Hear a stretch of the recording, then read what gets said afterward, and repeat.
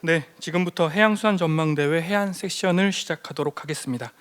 인사 먼저 드리겠습니다. 안녕하십니까? 저는 한국해양수산개발원의 김찬웅이라고 합니다. 바쁘신 일정 가운데서도 참석해 주신 많은 여러분들께 진심으로 감사의 말씀을 드리도록 하겠습니다. 진행 순서를 먼저 간략하게 안내해 드리겠습니다. 먼저 주요 참석자분들의 소개가 있겠습니다. 이어서 총 3건의 주제 발표가 있겠습니다. 발표 이후 전문가 패널 분들을 모시고 종합 토론을 진행하겠습니다. 종합 토론 이후에는 현장에 참석해 주신 분들의 질의에 대한 답변이 있도록 하겠습니다. 먼저 주요 참석자들을 소개해 드리도록 하겠습니다. 먼저 발표자로 한국해양수산개발원 정지호 해양정책연구실장님 참석하셨습니다. 두 번째 발표자로 한국해양수산개발원 육군영 연구위원님 참석해 주셨습니다. 마지막 발표자로 한국해양수산개발원 최일선 지역경제관광문화연구실장님 참석하셨습니다. 마지막으로 패널 토론의 좌장을 맡으신 포항공과대학 이기택 교수님 참석하셨습니다. 좌장을 제외한 토론자분들께서는 종합토론 시간에 좌장님께서 소개해 주시도록 하겠습니다. 이것으로 참석자 소개를 마치도록 하겠습니다. 이어서 연안해양이용 전망과 과제에 대한 발표가 있겠습니다. 한국해양수산개발원 정지호 해양정책연구실장님 모시도록 하겠습니다.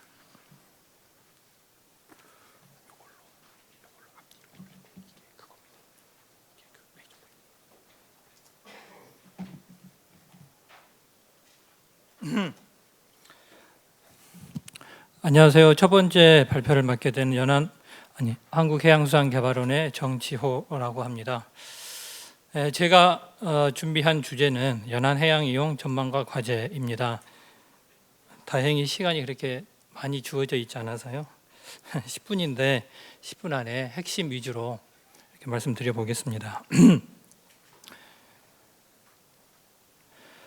크게 구성은 현황에 대해서 과거부터 현재까지의 어떤 추세, 현황에 대해서 좀 설명을 드리고, 그 다음에 전망을 한 다음에, 그러니까 현황과 전망에 기초해서 우리 연안해양 이용을 할 때 어떠한 것을 좀 고려해서 앞으로 이용 또는 관리를 해야 될지, 그런 것에 대해서 간단하게 말씀드리는 순서로 말하겠습니다. 먼저 연안해양 이용 이렇게 하면은 굉장히 이 범위가 넓게 잡으면 거의 모든 것을 포괄하고 있기 때문에 그 많은 것을 해야 될 수도 있는데 그 중에서 이제 제가 오늘 준비한 것은 어떤 연안 해양의 기본이 되는 어떤 인구, 토지, 그다음에 연안의 도시, 그다음에 공유수면의 이용, 그다음에 그 결과로서 해안선의 변화, 이러한 내용으로 조금 한정해서 말씀을 드려보겠습니다. 제가 한 2, 3년 전에도 연안해양 이용이 관련된 걸 한번 전망대에서 말씀드린 적이 있는데, 그때하고 좀 차이점이라고 한다면 인구, 토지, 도시, 그러니까 그동안에 이제 저희가 연안을 기초로 했을 때 그 바다 쪽, 연안 해역에 좀 초점을 맞추었다면 이번에는 연안 유격 쪽에도 그 내용을 좀 더 보완해서 발표를 하게 됐습니다. 먼저 인구 보겠습니다. 연안 인구. 연안 인구는 시군구 기준으로 보면은 지난 10년간 이게 한 6% 이상 증가했습니다. 전국 인구가 증가를 하다 2019년 밑에 2020년으로 되어 있는데 이것은 좀 오타입니다. 죄송합니다. 2019년 이후로 전국인은 감소하고 있는데 연안 인구 시군구 기준, 그다음에 연안 읍면동 기준으로 보더라도 연안 인구는 이제 증가하고 있습니다. 이게 계속 증가하지는 않을 텐데요. 나중에 말씀드리겠는데 연안 인구는 증가하고 있다. 자연적인 증가보다는 전입 전출, 그러니까 전입 인구가 많은 것이죠. 그래서 인구가 지속적으로 증가를 했고 그 비중이 그러니까 2013년도에는 한 25% 수준이었는데 2023년도에는 우리나라 전체 인구에서 한 26.6%가 연안 시군구에 거주하는 것으로 이렇게 분석되고 있습니다. 그렇게 해서 이제 연안 지역의 인구 집중도가 이제 증가한 것이죠. 근데 이게 연안 시군구 하면은 골고루 인구가 증가하면 좋은데 그렇지는 않고 그 밑에 있는 표를 보시면 수도권입니다. 인천 경기 쪽에 인구가 증가를 했고 그 외 지역은 인구가 감소를 하고 있는 상황입니다. 그러니까 연안 전체로 보면 인구가 증가한 것처럼 보이지만 수도권을 제외하면 좀 쇠퇴되고 있는 지역이 있다 이렇게 볼 수 있고 부산이나 울산, 충남, 연안은 좀 크게 감소하고 있다 이렇게 볼 수 있습니다. 그다음에 방문 인구인데 그러니까 인구는 그런 수준인데 방문 인구 연안 쪽에서는 방문 인구가 2018년도서부터는 좀 증가하고 있습니다. 꾸준히 증가하고 있습니다. 그래서 18년도에 한 40억 명, 시군구 전체 인구입니다. 전체 인구는. 그러니까 한 시군구 전체에 오는 인구죠. 그러니까 정확하게 연안 지역이라고 하면 되게 바닷가 있는 그 지역을 생각하실 수 있는데 그쪽에만 온 인구가 아니고 시군구 전체로 이제 방문한 인구로 저희가 산정을 해봤습니다. 그랬을 경우에 한 40억 명 수준에서 2023년대는 한 50억 명으로 지속적으로 증가합니다. 아마 코로나 영향인 것 같은데 2020년도에 약간 주춤하다가 계속 증가를 하고 있다. 그럼 전국 이 외지인 방문 인구에서 연안 지역이 차지하는 비중은 한 40% 정도가 됩니다. 그러니까 앞에서 연안 인구의 비중이 한 26% 된다고 말씀드렸는데 방문 인구의 비중은 그것보다 굉장히 높은 수준. 그러니까 연안 쪽에 아마 관광객을 비롯해서 많은 인구가 연안 쪽에 방문을 하고 있다. 그 중에서 경기, 부산, 인천, 수도권과 대도시 아무래도 그쪽을 많이 방문하고 있습니다. 대도시는 아니지만 인천, 경기, 강원, 충남, 전남에서도 크게 증가하고 있다. 제가 빨리 해야 돼요. 그다음에 연안 토지입니다. 토지 그러니까 연안 쪽에 사람들이 많이 이제 살고 있기도 하고 방문을 많이 하고 그럼으로 인해서 토지 가격이 지속적으로 증가했는데 지난 10년간 토지 가격이 한 63.1% 증가했습니다. 내륙하고 비교해 보면 현재 내륙이 평당 지가가 높은 수준입니다. 아직은 그렇지만 과거 10년간 그 증가율을 볼 때는 내륙에 비해서 연안 쪽의 토지의 가격이 크게 증가하고 있다 이렇게 보시면 될 것 같고 제주 동해안을 중심으로 토지 가격이 크게 증가하고 있습니다. 연안 도시 아까 저희가 인구는 증가를 했는데 그 인구는 대개 수도권에 집중되어 있었던 것이고 지방에서는 그 인구가 좀 쇠퇴하고 있었는데요. 저희가 재작년에 이제 기본 과제를 통해서 한번 중소연안 도시 5만에서 50만 이하 수도권을 제외한 이 중소도시를 기준으로 어떤 도시가 좀 빠르게 쇠퇴하고 있나 인구 종사자 수를 기초로 저희가 해보니 목포시가 가장 빠르게 좀 쇠퇴하고 있다. 그다음에 지역에 어떤 지역에 편중돼서 나타나는 것은 아닌데 속초시, 동해시, 통영시, 거제시 좀 골고루 예전에 지역의 어떤 거점이 됐던 도시에 있어서 좀 쇠퇴가 가속되고 있는 것으로 볼 수가 있습니다. 근데 해역에 대한 이용인데 매립은 과거에 비해서 현재 많이 줄었습니다. 전체적으로 준공된 건수 보면은 한 677건, 964제곱킬로미터, 서울시 한 1.6배 정도가 이제 지금껏 우리나라 바다가 이제 매립이 됐다 이렇게 볼 수가 있고 옆에 저기 표에 나와 있는 것은 이제 면적입니다. 면적이 1차 때부터 쭉 추세를 보면은 급격하게 이제 매립된 면적은 줄고 있습니다. 그러니까 매립하겠다고 반영해서 실제로 준공한 그 비율도 감소하고 있고요. 4차쯤으로 오면은 그 수치가 굉장히 감소하고 있다. 주로 이제 예전에 이제 간척하고 이러면서 서해안 쪽에 굉장히 큰 면적이 이제 매립이 됐다.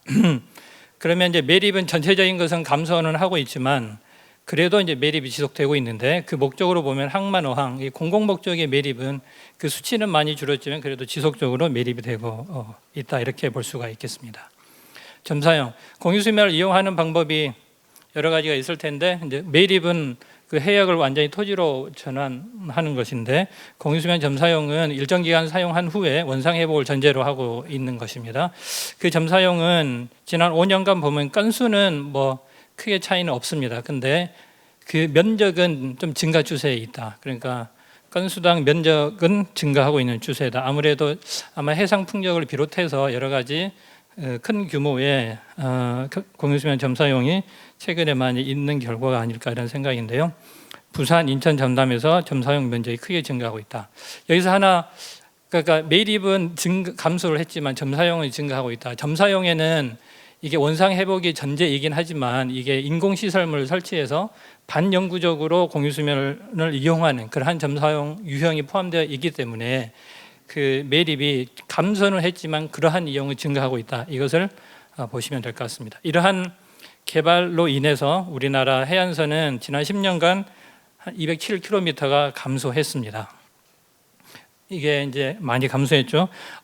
지금 육지로만 보면 육지는 자연 해안선에 비해서 인공 해안선이 더 많습니다. 그렇게 된 지는 제법 오랜 시간이 됐고, 그러다 보니까 10년간 자연 해안선이 크게 감소한 데는 자연 해안선이 아무래도 많이 남아있는 도서가 많은 시군구를 중심으로 자연 해안선이 감소했습니다. 강화군, 신안군, 고흥군, 완도군에서 자연 해안선이 크게 감소했다, 이렇게 볼 수 있습니다.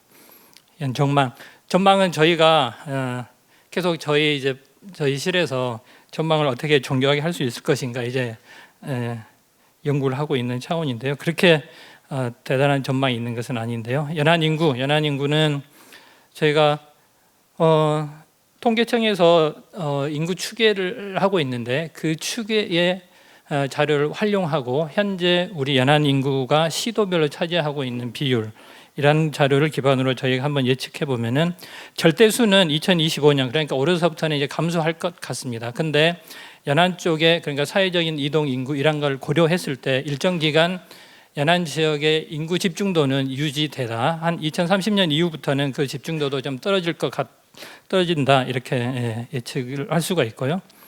참고로 전 세계 인구를 보면은 전 세계 연안 인구는 지속적으로 증가합니다. 연안 인구 대개 논문하면 한 해안선으로부터 100km 이내를 연안 인구로 해서 이렇게 쭉 추세를 하는데 지속적으로 증가할 것이다.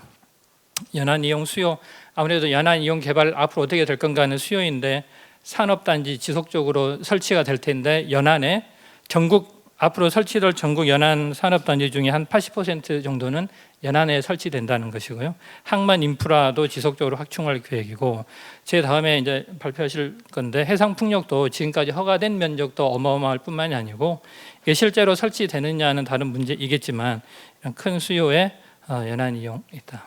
지방자치단체에서 다양한 것으로 이제 신재생 에너지, 무슨 헬스케어 사업 비롯해서 개발 수요가 있습니다.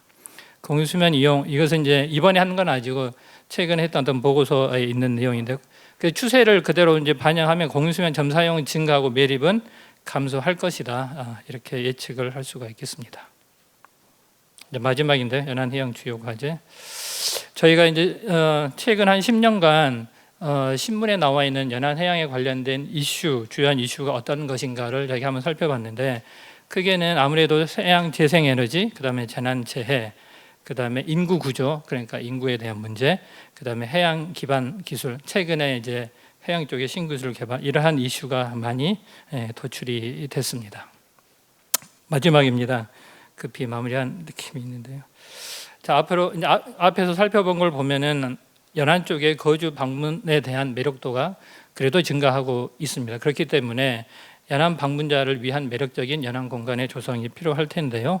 그걸 위한 연안 디자인 가이드라인 정도의 어떠한 제도적인 뒷받침이 필요할 것이다 보고 있습니다. 그다음에 연안 유격의 문제인데, 연안의 토지가 가치가 이제 상승해 지금 내륙에 비해서 연안 쪽의 토지에 대한 이용 수요나 이게 많기 때문에 토지가 가치 상승했습니다. 그렇기 때문에 이 가치 상승을 하게 되면 연안 쪽에 이용이 많이 있을 텐데, 그러한 연안 개발을 합리적으로 수용하기 위해서 연안 유격에 대한 관리 실효성을 높일 필요가 있다. 현재 연안관리법은 연안 유격과 연안 해역을 다 규율하고 있는데 주로 연안 해역에 대한 관리 수단만 갖고 있기 때문에 그렇습니다.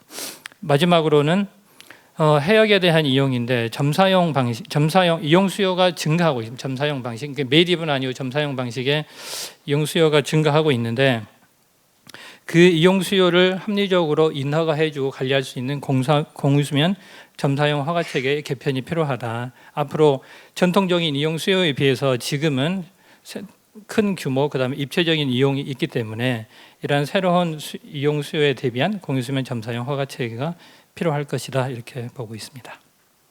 네, 이상입니다. 네, 정주호 실장님 고생하셨습니다. 다음으로 해상풍력 전망과 과제에 대해서 한국해양수산개발원 육군형 연구위원님께서 발표해 주시도록 하겠습니다.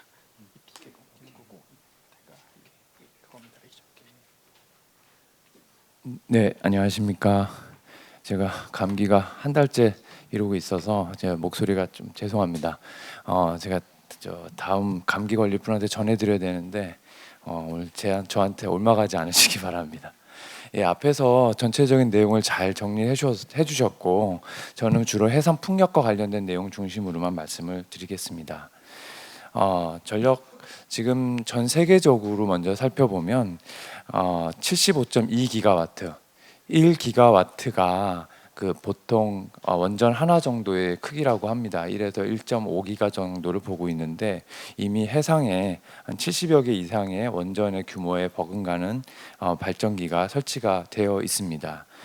전체적으로는 전 세계에선 중국이 가장 절대적인 다수의 용량을 차지하고 있습니다. 거의 50%고요. 숫자를 보시면 2023년 기준이 중국이 50%고요. 2022년이 48.9%입니다. 이렇게만 봐도 중국이 계속 전체 비중을 늘려가고 있다는 것을 보실 수 있습니다. 연간 설치 용량이 변합니다. 전체적으로 물론 튀는 해가 있지만 연평균으로 보면 20% 정도의 성장세를 보이고 있습니다. 여기서 중간에 녹색 부분이 중국입니다. 2021년에 상당히 많은 양이 전력망에 연계는 됐습니다만은 전체적으로 중국이 계속 이렇게 급격하게 늘리고 있다라는 것을 볼 수 있고요. 이러다 보니까 원래 전통적인 1위였던 영국은 2위로 떨어지고 그 비율도 매우 떨어지는 상황으로 지금 반전되고 있습니다. 그 다음은 최근에 가장 관심을 많이 모으고 있는 부유식 해상 풍력입니다. 아직까지는 221메가와트니까요. 지금 보통 8메가와트에서 10메가와트짜리 풍력기 하나가 설치가 되는 상황에서 한 20여 대 정도밖에 설치가 안 된 상황입니다. 하지만 향후에는 이게 기가와트 단위로 수백 개로 늘어날 걸로 예상이 되는데 현재 운영이 되는 건 대부분 시범 단지 수준입니다. 영국, 포르투갈, 스코틀랜드, 노르웨이 같이 작은 시범 단지가 있고요. 나머지 계획되어 있는 지역에서도 대부분 100메가와트 전후 정도인데 지금 가장 크게 준비를 하고 있는 거는 영국이고요. 영국이 라운드 5로 해서 셀틱시에서 4.5기가와트가 준비되어 있고 우리나라에서도 6기가가 울산 앞바다에서 준비되고 있습니다. 사실은 다른 나라에서 이렇게 대규모로 하고 있지는 않습니다. 하지만 장기적으로는 더 클 거라고 하는데 이 과제에서 이제 미국 서부 해안이 그동안 많이 이슈가 됐는데 이 부분도 아마 트럼프 정부가 바뀌면서 그렇게 쉽게는 안 될 거다라는 예상들이 많이 나타나고 있습니다. 전체적으로 전 세계적으로 봤을 때 그 해상풍력 시장은 기본적으로 시설물에 의한 시설 장치 산업이라 보지 않습니다. 이분 대부분 자본 시장이라고 봅니다. 워낙에 많은 막대한 자본이 필요하기 때문이고 보통 100메가와트 정도 하는데 6천억 정도를 예상을 하고 있습니다. 그러다 보니까 워낙에 큰 규모로 이제 돈이 필요한 사업이 됐고요. 중장기적으로는 어찌됐든 해상풍력 불가피한 것 같습니다. 계속 늘어나는 상황인 것 같고요. 또 하나 부유식 역시도 계속 늘어나겠지만 이거는 단기적으로는 그렇게 크게 늘기는 어렵다라고 보여집니다. 그래서 전체적으로 이 시장을 유지하려면은 자본도 잘 제공이 돼야 되지만 규제가 안정적으로 보여주고 조금 더 해제가 되는 것도 필요하고 또 이 시장에 대한 예측 가능성이 필요하다라는 주의점이 있습니다만은 우리나라에서는 이 규제 부분하고 예측 가능성에서 이의 제기가 많은 상황이기도 합니다. 국가 차원으로 좀 내려서 보겠습니다. 앞에서도 91건에 32기가와트가 지금 허가가 됐습니다. 반면에 지금 돌아가고 있는 풍력은 100메가가 남짓합니다. 그러니까 1% 미만이지요. 그리고 연도별로 보시게 되면 2021년 그때 중국이 많이 늘어났던 해랑 비슷한데요. 그때처럼 우리도 많이 늘어났습니다. 허가가. 하지만 그 이후에 아직까지는 실제 시행 사업이 된 거는 많지는 않은 상황이고 이 부분에 대해서 업계도 그렇고 국회에서도 많은 우려를 하고 있는 것으로 압니다. 전체적으로 국내에서 나타나고 있는 이슈는 첫 번째로는 기존의 해역 이용 활동들, 특히 수산업이라든지 해상교통, 특히 그동안 간과되어 있던 국방하고의 어떤 상충 문제가 가장 큰 이슈가 되어 왔습니다. 두 번째는 풍력단지가 경국의 전력개통하고 연계가 돼야 됩니다. 근데 이 전력개통이 사실은 그렇게 많이 늘어나지 않았다라는 부분이고요. 또 하나는 풍력기를 설치하는 설치선이 있어야 됩니다. 이 부분은 법적인 문제, 카보타지 문제가 있어서 이 부분에 대한 내용도 이제 문제가 되고 있고요. 마지막은 영토에 대한 문제입니다. 해양 영토에 대한 문제가 동북아 슈퍼그리드까지 한때는 고려를 했지만 지금은 각국이 에너지를 자기 어떤 안보적 측면에서 접근하다 보니까 어떤 이 협력 체계가 유럽하고는 다르게 좀 약화되어 있는 상태입니다. 이걸 조금 자세하게 보면요. 일단 여러 번 나왔지만 기존 해역 이용 중에 가장 강력한 수산업 같은 경우는 우리나라가 EU 대비 어선 대비의 숫자가 면적으로 나눴을 때 10배입니다. 밀도가.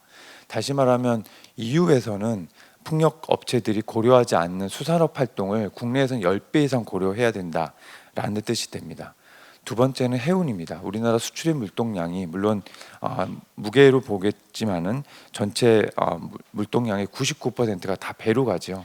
어쩔 수 없이 이 부분에 대한 고려를 할 수밖에 없는 상황이기 때문에 오른쪽 상단에 있는 그림처럼 어민들이 이제 배를 몰고 나가서 이제 집단적으로 시위를 하는 장면도 목격이 됩니다. 오른쪽 하단에 있는 그림을 잠깐 보시면 노란색은 우리가 일반적으로 알고 있는 그 해상교통로하고 그 국방에서 쓰이는 해상 사격훈련 구역을 노랗게 처리한 겁니다. 그러다 보니까 별로 없는데 그 구역에서도 빨간색은 수산업이 밀집도로 봤을 때 1, 2등급 상위 15% 이상인 구역입니다. 그 나머지 구역을 만약에 찾으라고 한다면 우리는 먼 바다밖에 지금 찾을 데가 없는 상황입니다. 전력개통 말씀을 드렸습니다. 숫자로 이제 빨간 거는 화력발전소인데요. 대부분 충남이랑 경기권이 모여 있고 일부 동해안에 있고 동남권, 울산권에 좀 있습니다. 하지만 아까 그림이 잠깐 기억이 나실지 모르겠지만 이 그림에서 검은색으로 되어 있는 부분들이 전부 다 기존의 발전단지 허가 지역입니다. 경우에 서남해안이 집중되어 있거든요. 그렇게 보면 서남해안에 집중되어 있는 발전단지가 그 전력개통하고 연계되기에는 좀 거리가 멀 수밖에 없는 상황이다라는 거죠. 이 문제는 사실 근본적인 문제가 됩니다. 그러다 보니까 발전 설비는 그동안 10년 사이에 70% 가까이 늘었는데 전설로는 14%밖에 안 늘었습니다. 그러니까 뭔가 병목이 있는 상황으로 이해할 수 있습니다.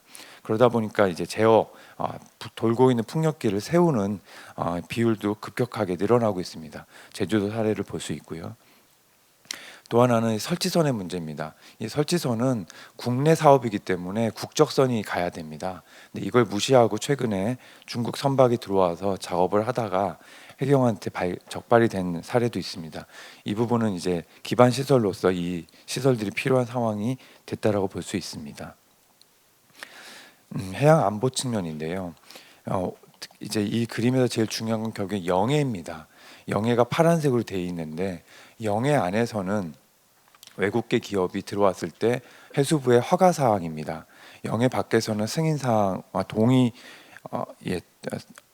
사항으로 알고 있는데 이러다 보니까 해양과학적으로 미리 조사할 때 사실은 외국계 기업이 들어올 수 있는 분명히 한계가 있습니다.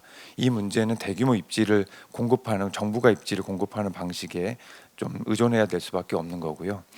오른쪽 그림은 그 풍안개 측기가 설치된 인천 앞바다일 텐데요. 거기서 풍안개 측기가 영해 내에 있는 것과 영해 밖에 있는 것들이 이제 빼곡하게 들어서 있는 것을 볼 수 있습니다. 전체적으로 이런 여러 가지 문제점을 타개하기 위해서 정부와 국회에서는 특별법 입법을 준비했습니다. 좀 짧게 줄이면요. 21대 국회에는 3개 법안이 논의가 됐고 거의 마지막에 모든 조문들이 다 동의된 상태로 준비가 됐는데 마지막에 이제 지자체에서 반발이 있다 보니까 결국엔 통과가 못 됐고요. 이런 상황에서 22대 국회는 개원하자마자 김소희 의원부터 시작해서 총 8개 법안이 올라왔습니다. 각 당별로 거의 다 내셨고요. 그 법안 내용들의 상당한 특징들이 여기 내용에 있지만은 오늘은 짧게 한두 개만 말씀을 드리면, 기본적으로 입지 정보망을 해수부와 산업부가 공동으로 작업을 해서 입지를 제공하는 예비지구 사업을 공동으로 하느냐, 산업부 단독으로 하느냐가 가장 큰 이슈고요. 그 주요 특징 중에 입지 적정성이라고 그래서 기존의 사업을 받은 분들이 예비지구에 들어갔을 때 입지 적정성을 검토받아서 같이 이제 정부가 제공하는 입지에 준하는 지위를 취득하는 거, 이 두 가지가 가장 큰 이슈가 되고 있습니다. 아직까지 논란이 되고 있고 아직까지 논의가 지금 정치 상황 때문에 안 되고 있는데요. 그런 내용들을 나름 정리를 했고요. 조금 더 자세하게 보시려면은 자료로 보시는 게 나을 것 같아서 제 설명 이 정도로 하겠습니다. 전체적으로는 예비지구에 대한 지정 권한이 가장 이슈가 됐고, 두 번째는 환경성 평가가 그동안 환평은 100메가와트 이상인 경우만 받고요. 그 이하는 해평을 받았습니다. 근데 이제 신법에서는 환경성 평가로 일원화가 되었습니다. 이제 그런 내용들이 들어 있고요. 결과적으로 마무리를 좀 한다면은, 결국에는 앞에서도 공유수면 점상에 늘 거라고 말씀을 하셨는데, 해상 풍력 때문에 결국엔 계속 늘어갈 수밖에 없습니다만은, 결국엔 수산하고 해운하고 어떻게 공영을 할 수 있느냐가 가장 큰 관건인 것 같고요. 두 번째는 해양 공간 관리가 그동안에 해면에 대한 관리만 있었습니다. 하지만 이제 구조물이 내려가는 해중도 중요해졌고, 또 풍력기가 도는 해상도 되게 중요해졌기 때문에 공유수면 점사용도 그런 측면으로 개정이 돼야 될 때가 됐다라는 거고요. 세 번째는 공간관리계에서 그동안 저희가 에너지개발구역에 이 풍력단지를 많이 반영을 못했습니다. 그래서 이 특별법 상황에서 에너지개발구역의 입지를 조금 더 강화하는 작업이 필요할 거라고 판단이 됩니다. 나머지는 영향평가와 누적영향평가에 대한 내용이고요. 이렇게 해서 폭력에 관한 간단한 내용을 말씀드렸습니다. 감사합니다.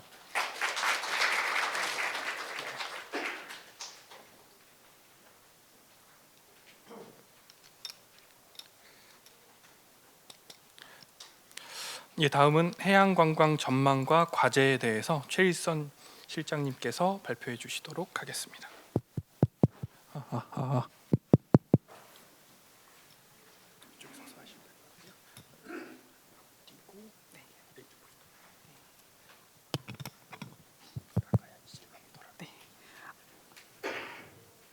앞서 저희 육군양 실장님이 감기 잔뜩 걸리시고 마이크 되게 바짝 해가지고 얘기하셔가지고 제가 새 마이크를 좀 요청을 했습니다.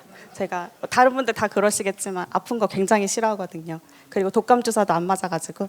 네, 그러면 해양관광 전망과 과제에 대해서 말씀드리도록 하겠습니다. 이 분야 같은 경우에는 해양관광 현황과 트렌드, 그리고 2025년 해양관광 전망에 대해서 간략하게 말씀을 드리고요. 정책적 이슈에 대해서 말씀드리도록 하겠습니다. 먼저 해양관광 현황과 트렌드 부분입니다. 전 세계 관광객 중 2명이 해양관광을 선택을 한다고 합니다. 세계관광기구에 따르면 세계관광시장에서 해양관광이 차지하는 비중이 50% 이상이라고 분석이 되고 있는데요. WTTC에 따르면 2023년을 기준으로 해양관광 산업은 전 세계 GDP의 3.2%, 그 3조 3천억 달러에 기여를 하고 있습니다. 동기간 동안에 살펴보면은요, 한 5,200만 개의 직접 고용이 일어나고 있고요. 총 고용 규모가 1억 개 이상을 예측을 하고 있습니다. 세수 기여도도 한번 살펴보시면요, 직접적으로는 8,200억 달러 규모이고요. 직간접적으로는 1조 3천억 달러로 분석이 되고 있습니다. 이러한 추세와 함께 2030년까지 해양관광 산업은 연평균 5.7% 성장하는 굉장히 고성장 산업으로 분류가 되고 있습니다. 해양관광 분야에서 글로벌 시장에서는 아무래도 크루즈 관광 시장에 주목을 하고 있는데요. 글로벌 크루즈 관광 시장은 2023년을 기준으로 코로나 이전 대비해서 9% 이상 증가를 하면서 굉장히 회복이 빨리 된 분야라고 보실 수 있습니다. 2023년을 기준으로 370만 명이 크루즈를 이용한 관광을 하고 있다고 보시면 될 것 같고요. 팬데믹 이전 수준에서보다 7% 증가한 수치를 나타내고 있습니다. 글로벌 관광 트렌드를 한번 살펴보시면요. 관광은 이제는 단순한 관광을 넘어서서 개인의 라이프 스타일과 가치관을 반영한 총체적인 경험을 추구하는 것으로 변화를 하고 있습니다. 미식 여행이나 미지의 모험 여행 같은 독특한 경험을 추구하고 있기도 하고요. 공연 여행이나 엔터테인먼트 같은 독특한 요소도 반영을 하고 있습니다. 또 비즈니스와 레저를 결합한 블레저 관광이라든지 스포츠 관광에 대한 영역도 확대가 되고 있습니다. 해양관광 분야 역시 이러한 추세와 함께 다양한 형태로 변화가 되고 있는데요. 보시는 것처럼 친환경, 지속 가능성을 반영한 블루 관광이 트렌드로 나타나고 있고요. 이와 함께 친환경 크루즈 관광이라든지 지속 가능한 스포츠가 확대되고 있습니다. 또 웰니스나 치유 중심 관광도 글로벌적으로도 굉장히 확대되고 있고요. 스마트 관광과 디지털 전환, 이런 기술과 결합한 관광 역시 굉장히 크게 확대될 전망입니다. 다음은 우리나라의 경우인데요. 우리나라 같은 경우에는 해양관광이 이제는 조금 짧고 집중된 경험에 디지털 기술과 안정성을 결합해서 나아가고 있는 것으로 보여집니다. 특히 지역의 특색과 또 로컬의 감성을 강조한 개인의 맞춤형 관광으로 진화되고 있는 추세라고 보시면 될 것 같습니다. 다음은 저희 연구원에서 왜 좀 동향 분석을 통해서 발표를 하고 있는 해양관광 시장 규모인데요. 아직 2024년께 나오지는 않아서 저희가 예상을 한 수치라고 보시면 될 것 같습니다. 2024년의 해양관광 시장 규모는 41조 2조 원 규모로 추정이 되고요. 이는 전년 대비 사실 1% 미만의 성장률로 성장세가 굉장히 좀 둔화되었다고 보실 수 있습니다. 2023년에 저희가 발표한 자료에 따르면 2023년은 사실 전년 대비 11% 성장한 수치였거든요. 그거와 비교했을 때 아무래도 2024년에 내국인 해양관광 시장 규모는 좀 성장세가 둔화되었더라라고 보시면 될 것 같습니다. 여기서 좀 주목해야 할 점은 아무래도 방한 외국인 해양관광 시장 규모입니다. 방한 외국인 해양관광 시장 규모가 2023년에는 7,200억으로 저희가 분석을 한 바 있는데 이게 41.3% 급성장을 하면서 2024년에는 1조 원을 돌파할 것으로 현재 예상을 하고 있습니다. 다음은 내국인 관광 시장을 한번 조금 더 자세히 살펴보면요. 아무래도 부산, 경남, 전남 이 남해안권을 좀 중심으로 전체 소비 비중이 43% 이상을 차지하면서 계속해서 좀 중심지 역할을 강화할 것으로 보여집니다. 이 밖에도 이제 뭐 경기 연안이라든지 강원 연안, 인천 연안, 제주 연안의 성장세도 굉장히 큰 것으로 확인되었습니다. 업종별로 살펴보면요. 아무래도 음식 업종이 50% 이상을 차지하면서 해양관광 시장에서 가장 큰 비중을 차지하고 있고 그 다음으로는 소매 유통 업종이 두 번째 비중이 높은 것으로 확인되었습니다. 좀 여기서 좀 특징적인 것은 아무래도 해양관광 시장의 소비 특성이 40대, 50대가 50% 이상을 차지하는 것인데요. 아무래도 해양관광 자체가 좀 가족 단위의 관광이 많지 않나라고 좀 추정해 볼 수 있겠습니다. 다음은 저희가 동서남해안을 기준으로 방문객 순위를 기준으로 한 해수욕장을 조금 더 살펴봤는데요.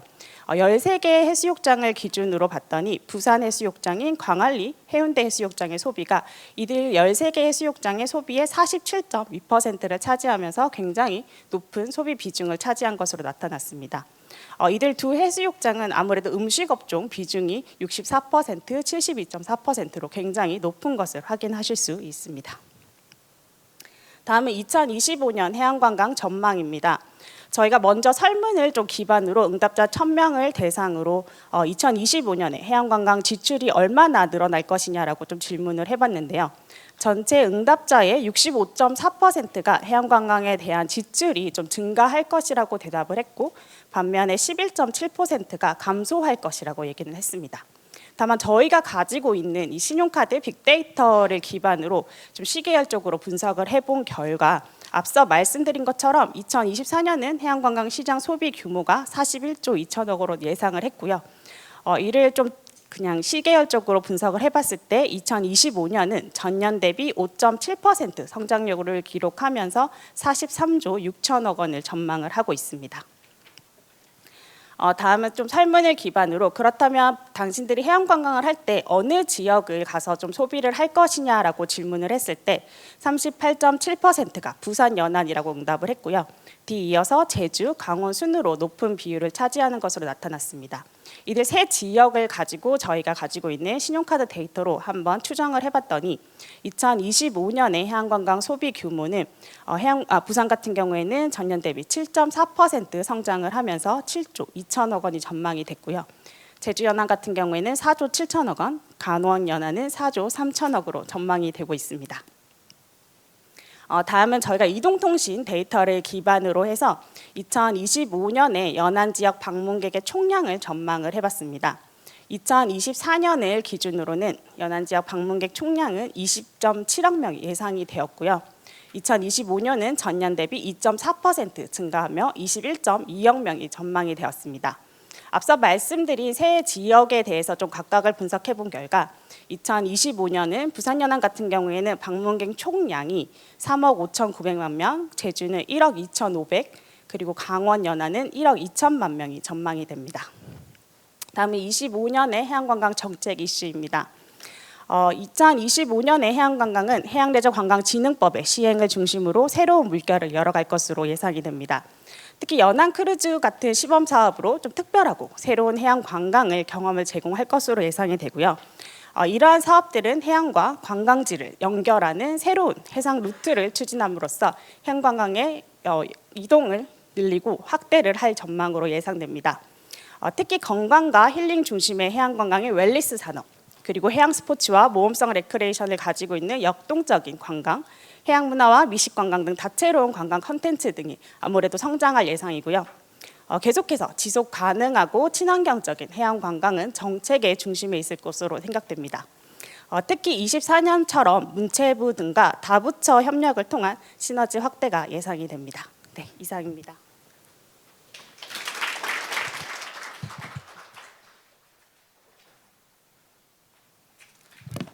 네, 세 분 발표자분들 발표 감사드립니다.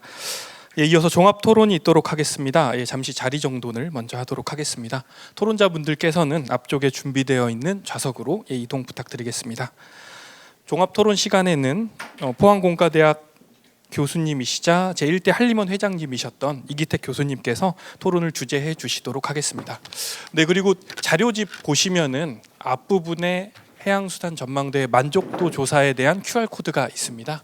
네, 만족도 조사 꼭 참여 적극적으로 부탁드리도록 하겠습니다. 네, 자리 정돈이 완료된 것 같습니다. 그러면은 교수님 부탁드리도록 하겠습니다. 예, 시작하겠습니다. 저는 포항공대 환경공학부 이기택 교수라고 합니다.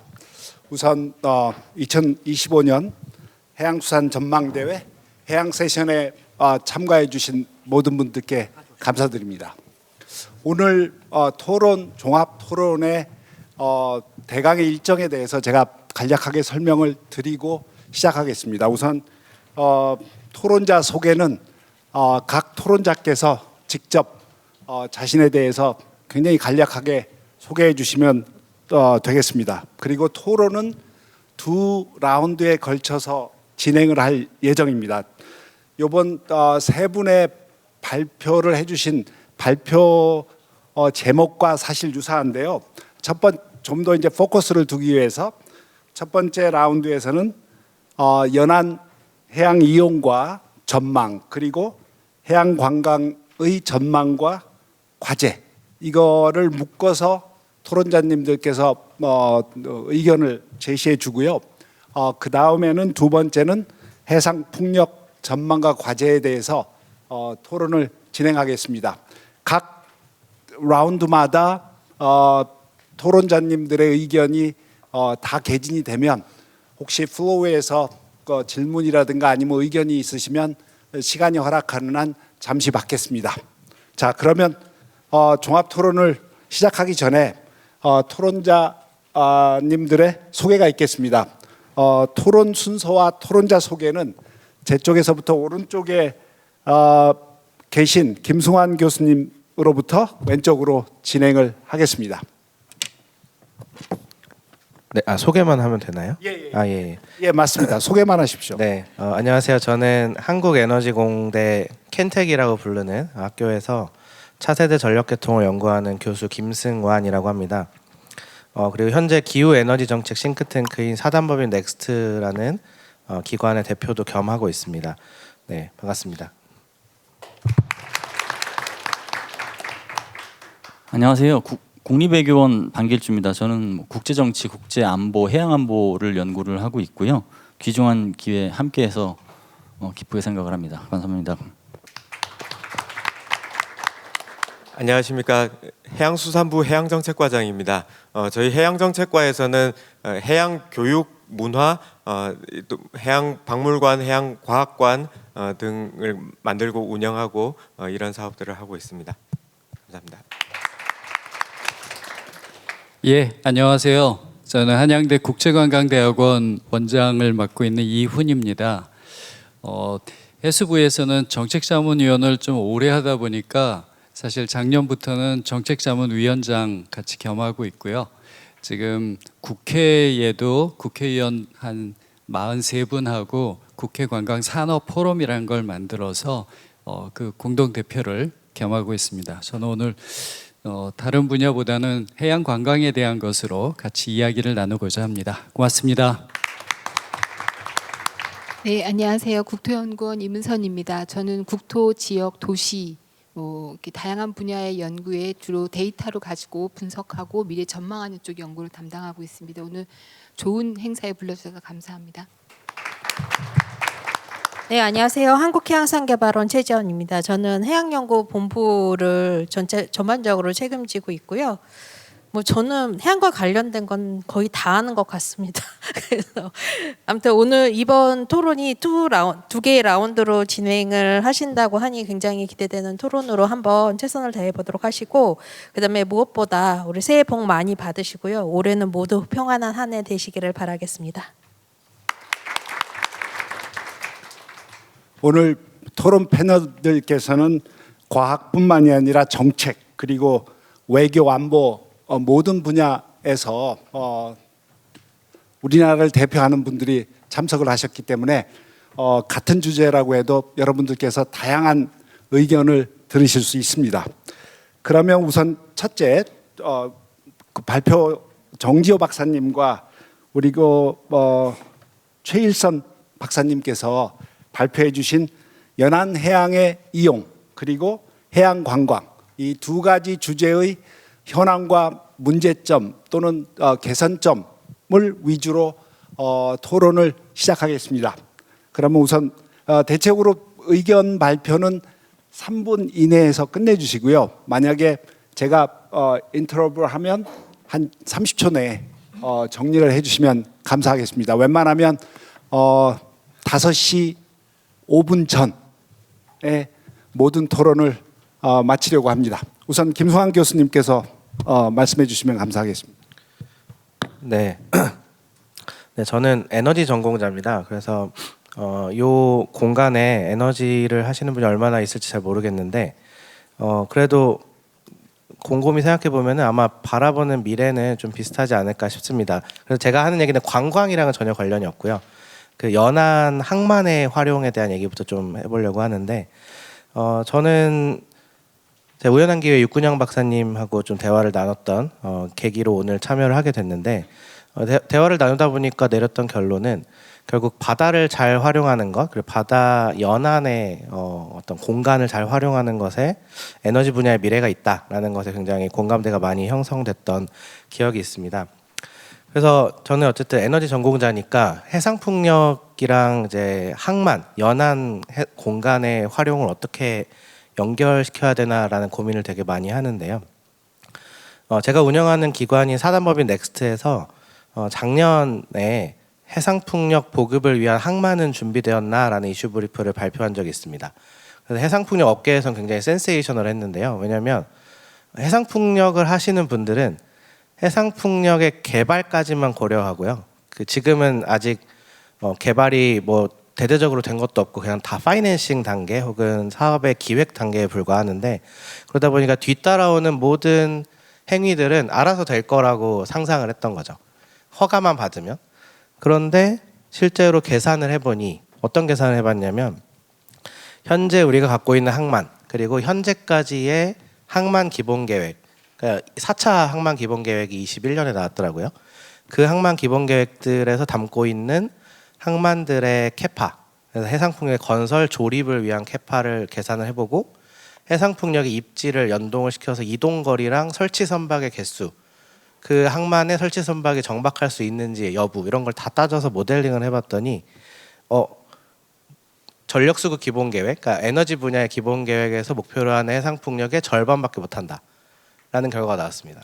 이게 굉장히 센세이션한 결과인데요. 왜냐하면 정부가 발표하는 두 계획, 전력 수급 기본 계획과 항만 기본 계획이 서로 안 맞는 거예요. 그러니까 산업부가 훨씬 앞서가 있는 거죠. 해상 풍력의 이용과 개발에 대해서. 근데 이런 이유가 발생하는 거는 결국에는 우리의 그 에너지 분야의 미래 계획이 지금까지는 태양광 중심의 보급이었다 보니까 국토까지만 보면 됐어요. 그러니까 그 육상 공간. 그런데 그러다 보니까 국토부, 산업부, 지자체 정도까지만 협업을 하면 문제가 없었습니다. 그래서 우리 육상 공간 안에서 일어나는 일은 대부분 산업부의 관할 범위에 다 들어와요. 그런데 이제 태양광에서 해상풍력으로 자연스럽게 넘어가는 시기가 되니까 이게 못 따라오는 거죠. 이게 그래서 해수부의 문제가 아니라 산업부에서 계획하는 에너지 체계 그리고 해수부에서 계획하는 항만 이용에 대한 체계가 서로 정합성에 안 맞는 문제가 발견이 됐다라는 게 그 재작년 나왔던 이슈 브리프의 핵심적인 내용이었고요. 그래서 아마 지금 새로운 항만 기본 계획이 어느 정도 짜여지고 있다고 들었는데 약간 그 타임라인에 문제가 있더라고요. 그 전력 수급 기본 계획은 15년을 바라보면서 2년 단위로 롤링 업데이트를 합니다. 근데 항만 기본 계획은 10년을 바라보면서 5년 단위 업데이트를 하거든요. 그러니까 항만 기본 계획이 무조건 느릴 수밖에 없는 거죠. 근데 에너지의 변화는 굉장히 빠르게 일어나거든요. 막 탄소 중립으로 모든 걸 올인할 것처럼 막 정부가 움직였다가도 정권이 바뀌니까 약간 후퇴하기도 하고 원전 비중이 높아졌다가 재생에너지 비중이 낮아졌다가 다시 또 올라갔다가 막 이렇게 왔다 갔다 합니다. 그래서 이런 것들을 반영하기 위해서는 저는 뭔가 이 정합성을 맞추기 위한 그 공간 활용에 대한 정합성을 맞추는 그런 고민들이 이제는 범부처적으로 좀 필요하다라는 얘기를 먼저 드리고 싶었습니다. 이상입니다. 예, 감사합니다. 우리 그 해상 풍력의 설치와 그리고 해양 공간 활용의 정합성에 대한 좋은 의견을 주셨습니다. 그 다음에는 우리 반길주 교수님. 예, 첫 번째, 두 번째 발제 잘 들었고요. 저는 이제 이 전체 해양수산 그리고 뭐 1, 2 주제 발표가 뭐 연안하고 풍력 이런 건데 여기서 관통하는 전제에 대해서 한번 다뤄보려고 합니다. 그 전제가 그거 같아요. 해양이라는 공간은 부와 번영을 창출할 수 있는 매개체이자 어떤 그 기회 요소다. 그러면 그러한 그 목표치 혹은 그러한 전제에 맞게 해양 지정학 국제 질서가 가고 있는지 사실은 국제 질서는 정반대로 가고 있거든요. 그래서 그 충돌을 최소화해서 그 목표를 어떻게 달성할 수 있을까 그런 측면에서 몇 가지 살펴봐야 될 게 있습니다. 그게 이제 트럼프 행정부 들어서 더 가속화되는 게 있는데 기본적으로 국제 질서가 현실적인 측면에서 보면은 보통 그렇게 얘기해요. 정글이라고.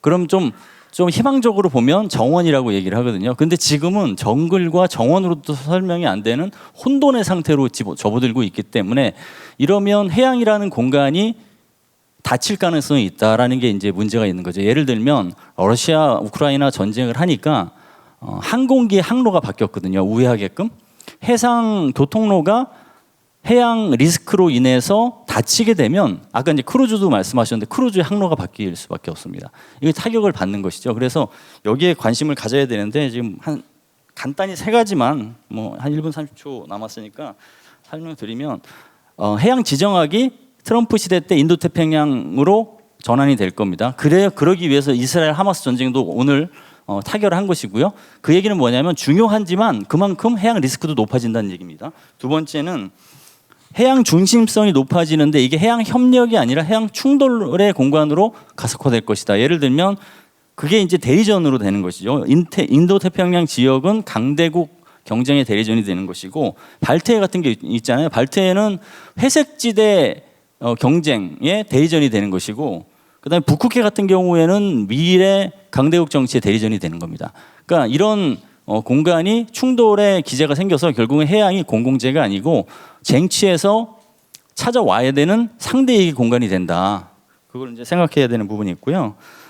마지막으로는 회색지대 전략을 잠시 말씀을 드렸는데 회색지대 전략이 과거에는 뭐 해상 민병이라고 하죠. 어선을 동원해서 어떤 지역을 어떤 해역을 선점을 해서 그것을 갖고 이익을 쟁취하려는 이런 것들에 의해서 저강도로 진행됐는데 최근에 발트해도 그렇고 대만 해협 인근도 그렇고 해적 개입을 절단하잖아요.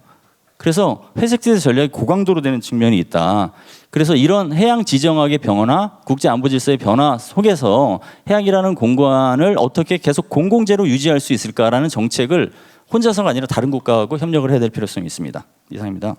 예, 감사합니다. 그 일반적으로 과학자들이 생각하지 못하는 굉장히 중요한 문제에 대해서 지적을 해주셨습니다. 예. 그 다음에는 이상길 과장님. 예, 너무나 흥미진진한 이런 토론에 이렇게 함께하게 돼서 영광입니다. 2025년은 해양 정책에는 매우 특별한 해입니다. 바다의 날이 30회를 맞고 해양수산부가 만들어진 지 이제 30년이 돼갑니다. 그래서 2025년은 단지 1년이 아니고 앞으로 그 이상의 의미를 담아서 저희가 보내려고 합니다. 그래서 그런 어떤 전환점의 그런 원년이 되기를 바라면서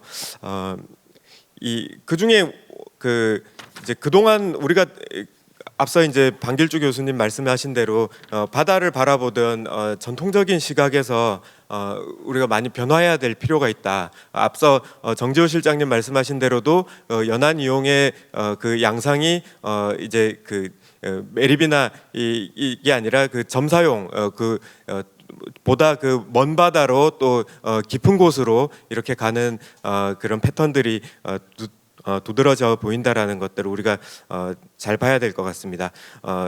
그것은 원유, 가스, 풍력, 광물, 레저, 관광, 데이터 센터, 해적 케이블, 그 안보 측면에서 훨씬 지금 이제 바다에 대한 공간 활용에 대해서 이제 고민할 지점들이 그 이전에 비해서 비교가 안 되게 많아지는 거죠. 그러니까 수산업 활동과 어떤 해상교통 이런 정도가 아니고 그런 점에서 앞으로 뭐 기술과 산업 측면에서 뿐만 아니고 거버넌스에서 지금 이제 그 문제 제기를 해주신 점은 굉장히 시의적절하다고 생각합니다.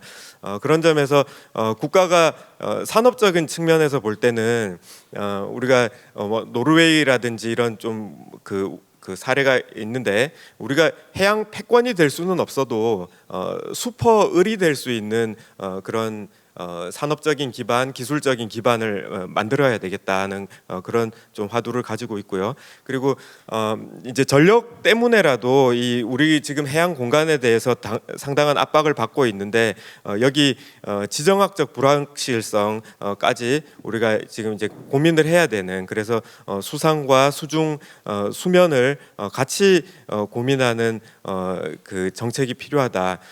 솔직히 말씀드리면은 지금까지의 그 해양 정책은 해상에서는 그 안전을 이렇게 추구한다거나 순찰하는 이런 정도에서 우리가 더 선제적으로 나아가지는 못했지 않는가, 이런 지금 것들을 생각해 보면서 앞으로 미래 해양 정책의 좀 큰 그림을 그려가려고 하고 있습니다. 그리고 관광의 의미에서는 지금 이제 여러 좋은 그 테마들을 많이 주셨지만 앞으로 또 관광의 의미를 더하는 면에서 기후 변화 이슈에는 모멘텀이 그 좀 제약될 수도 있겠지만, 그러나 그 플라스틱의 이슈는 우리가 그 훨씬 더 이제 시간이 갈수록 강조될 것이다. 이런 부분에 대해서 좀 종합적으로 우리가 정책을 고민해봐야 되겠다 고민하고 있습니다. 감사합니다.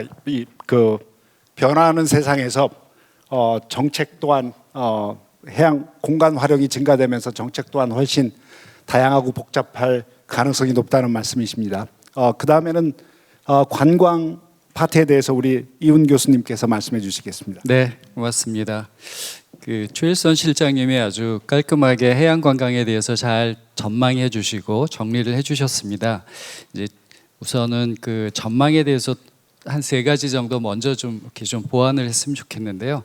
우리가 지금 뭐 연말부터 굉장히 복잡한 그 사회 그 상황들을 맞고 있잖아요. 그래서 실제로 지금까지 예약됐던 외국인들은 다 오고 있습니다. 그런데 문제는 이제 상반기에 새로운 예약들이 들어오지 않아서 아마 올해 상반기는 외래 관광객이 오는데 상당히 원래 목표로 했던 것보다는 줄어들 것 같고요. 두 번째는 환율의 변화들로 내국인이 해외를 가는 게 조금은 위축될 것 같아요. 그래서 상대적으로는 국내 관광이 좀 더 활성화될 수 있는데 관건은 국내 관광에서 각 관광지의 신뢰성을 얼마나 확보하느냐가 중요합니다. 예를 들면 제주도 같은 경우는 독보적으로 계속 1위였는데요. 만족도에서 이번에는 작년엔 거의 7위로 떨어졌어요. 강원도가 1위로 올라갔거든요. 그게 이제 여러 가지 바가지 논란이라든지 이런 가격에 대한 논란, 그래서 신뢰성이라는 게 상당히 중요하겠다. 그다음에 한 가지 더 전망해서 우리가 꼭 해양의 그 루트는 아니지만 동해안의 KTX가 이렇게 부산에서부터 연결하게 되잖아요. 이렇게 되면은 이제 부산에서부터 동해안변으로 가는 사람들이 생길 거고요. 또 아까 잘 제시한 것 중에 보면 외국인들이 부산에 많이 가거든요. 이 외국인들이 그 동해안을 따라서 다시 올라갈 수 있어서 동해안에 이제 삼척이나 동해 이런 데는 외국인이 가는 곳이 아니었는데 갈 수 있는 여건들이 생길 것이다. 이런 전망들도 한번 볼 수 있습니다. 정책적으로 좀 간단하게 세 가지 제안하겠는데요. 우선 지금 이상길 과장님 나오시니까 해수부에 해양 레저 관련된 정책들이 좀 여러 개가 있어요. 이를테면 해양 레저 복합 도시도 있고요. 이제 거점 도시도 있고 크루즈 마리나 해수욕장 어촌어항 이런 것들이 있는데 이 사업들 간에 좀 시너지가 날 수 있도록 연계되고 같이 할 수 있는 그런 정책적인 협의의 틀들이 좀 더 마련되면 좋겠고요. 두 번째는 해양 레저 관광 통계가 좀 더 국가 승인 통계가 될 수 있도록 하면 좋겠어요. 그러기 위해서는 지표 계산도 해야 되고 표본수도 있어야 되고 이 예산도 좀 반영돼야 돼서 과장님이 이 부분 좀 신경을 써주시면 좋겠다라는 생각이 들고요. 왜냐하면 해양 레저 그 산업의 분류에서 보니까 블루 이코노미 해양 경제에 그 중에서 해양 관광이 보통 평균적으로 전 세계 45%를 차지하는데요. 우리는 이 통계에서 나오는 게 거의 2% 내외로 나와요. 그러니까 뭔가 잘못돼 있다라는 거죠. 이거를 좀 바꿔내야 될 것 같고요. 마지막으로는 올해 해수부의 해양 레저 관광 사업이 한 세 가지가 이제 시행이 될 것 같아요. 오늘 얘기했듯이 해양 레저 관광 진흥법이 1월부터 시행이 될 거고요. 그 다음에 해양 레저 복합 도시를 지금 공모를 해서 이게 민간에서 한 8천억, 그 다음에 국가와 광역에서 2천억씩 해서 1조 규모 이상의 이제 해양 레저 복합 도시라고 하는 것들을 만들어주면서 상당히 많은 기대감을 가지고 있어서 잘 진행이 되면 좋겠습니다. 또 하나가 5월달에 해양 레저 박람회를 세택에서 합니다. 이것도 우리 분야에서 좀 더 같이 공유를 했으면 좋겠다라고 생각합니다. 고맙습니다. 감사합니다.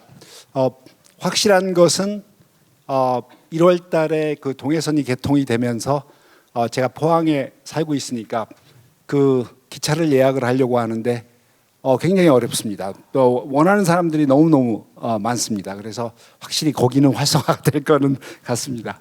예, 다음은 이문선 박사님께서 발표해 주시겠습니다. 예. 주어진 시간이 짧아서 하고 싶은 말은 너무 많은데 걱정입니다. 사실 국토연구하면 아무래도 도시나 이렇게 지역을 자세히 들여다보는 일을 하다가 오늘 해양에 와서 자꾸 겸손해지는 마음입니다.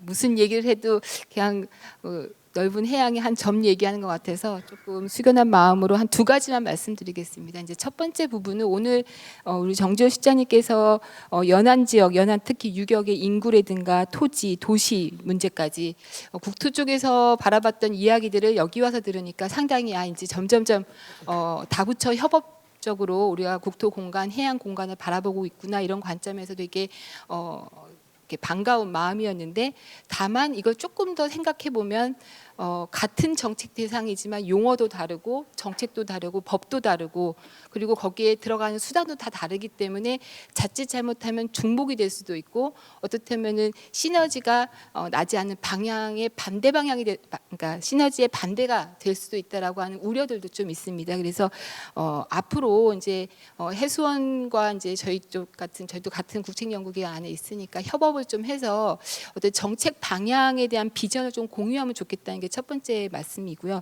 지금 이제 국토 쪽에서는 5차 국토 종합 계획을 수정 계획을 준비를 하고 있습니다. 수정 계획 안에 국토라고 하는 파트다 보니까 해양도 같이 포함은 되어 있는데 늘 조금은 형식적으로 저희가 협업하고 있거든요. 그래서 좀 이번에 수정 계획 할 때는 지금 해양에서 고민하고 있는 것들, 특히 연안 유격 부분에 대한 부분은 상당히 같이 갈 수 있는 부분이 많을 것 같습니다. 특히 만약에 용어로 친다면 이제 정책단을 좀 재설계하는 측면, 시군구 경계를 넘어서서 지금 연안 쪽에서 고민하고 계시는 어떤 거점화 아니면은 뭐 어떤 거점은 뭐 수산의 거점일 수도 있고 지금 에너지 산업의 거점일 수도 있고 관광의 거점일 수도 있는데 그 부분에 대한 선택과 집중을 할 때 개별 시군구만으로는 연안에 있는 시군구 개별 움직임으로는 시너지가 없습니다. 그래서 그 부분을 서로 기능 지역으로 잘 엮어서 연계 협력할 수 있는 뭐 같이 연안 거점형 개발 사업이라든가 정책하기 위한 그런 정책 단위를 재설계하는 데 머리를 좀 맞댔으면 좋겠다. 이런 측면에 있어서는 사실 두 번째 제가 강조하고 싶은 게 오기 전에 사실 들어가서 한번 연안 관리 시스템 오랜만에 한번 들어가 보고 또 해양 쪽에 있는 데이터도 봤는데 국토 쪽에서도 연안 지역이 데이터가 되게 필요하거든요. 섬 지역이라든가 연안에 있는 도시 지역들. 근데 서로 데이터가 안 맞습니다. 아까 우리 바로 앞에서 교수님 얘기해 주셨는데 생각보다 저희가 많은 이제 빅데이터가 되고 디지털 트윈이 돼서 쓸 수 있는 데이터가 엄청 많아 보이지만 실제 막상 연구자들이 손 대려고 하면 엄청난 데이터 가공과 표준화 맞추는 작업들이 많이 필요합니다. 그래서 이 부분에 있어서는 아무리 강조해도 지나치지 않을 만큼 해양 연안 지역에 대한 데이터 기반 축적 그리고 그런 것들이 되어야지 미래 전망이 되고 또 전망한 다음에는 아마 내년에 가면은 전망한 것들하고의 갭을 또 보시겠죠. 피드백하고 모니터링하고. 그래서 지금 제가 이제 국토 쪽에서 하고 있는 건 국토 모니터링이라고 하는 거를 제도화하고 데이터 드리븐으로 정책을 이행 점검하고 국토가 어떻게 바뀌고 있는지를 보고 있는데 저희가 제일 약한 게 연안 지역입니다. 그래서 그런 부분에 대해서도 같이 모니터링 해 나갈 수 있으면 국토, 해양 또 거기다 최근에 제가 환경하고도 연동해 갖고 공간 계획을 하고 있거든요. 그래서 어떻게 보면 이런 것들이 우리가 이제 연구하는 분들 또 특히 오늘 정책과장님 오셨으니까 국토정책과 해양정책 같이 머리를 맞대서 고민해야 될 부분이라고 생각합니다.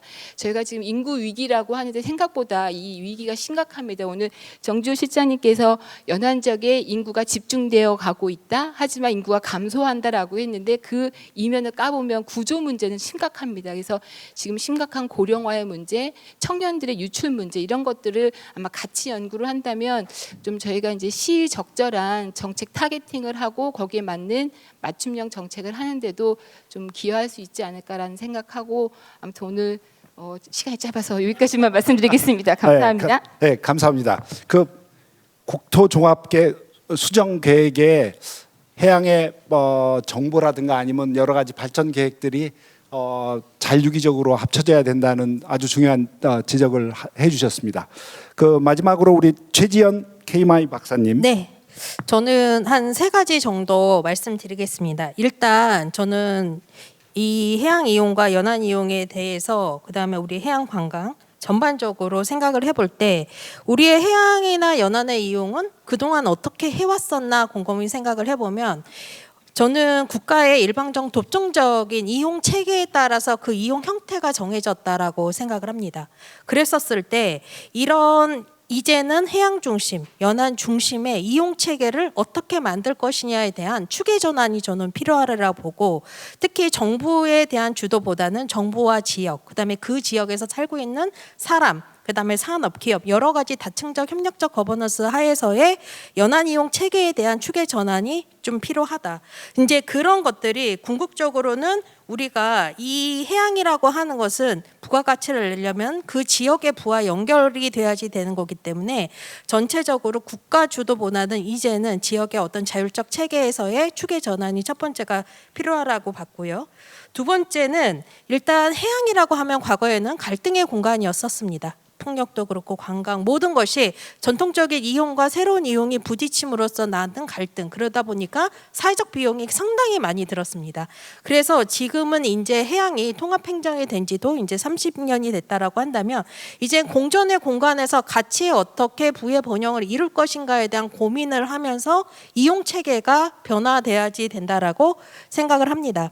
특히 이게 사실 갈등을 해결하는 방법은 굉장히 어렵습니다. 그냥 부딪힘과 부딪힘보다는 어떤 경제적인 유인 수단도 좋고 사회적인 수용성 부분에서도 좋고 어찌됐든지 간에 이런 공존의 공간을 만들기 위한 부분들이 굉장히 좀 중요하고, 특히 해양보다는 이제 연안 쪽, 아까 전에 국토 쪽을 말씀하셨는데 연안 쪽에 인구가 집중을 하고 그다음에 연안 토지 가격이나 아니면 여러 가지 소비 지출, 관광 비율이 많이 높아지는데 이거는 사실 해양 쪽에 있는 가치가 반영된 그 가치의 비중이 올라가고 있다라는 거거든요. 그렇었을 때 이런 해양의 가치를 과연 국가의 부로 어찌 이것을 이끌어내는 공존의 공간 이용에 대한 틀로 우리는 가 나가야 된다라는 거고요. 세 번째는 저는 이 국제사회에서의 지금 해양 규범, 그러니까 플라스틱, 그 다음에 30년까지 30% 해양보호구역으로 정해야지 되고요. 탄소 중립, 그 다음에 트럼프 행정부 이후에 해양 안보와 해양력 강화에 대한 부분이 굉장히 강화하고 있다라고 한다면 이런 글로벌 트렌드에 맞는 연안 이용 체계도 우리도 고민하면서 가야지 됩니다.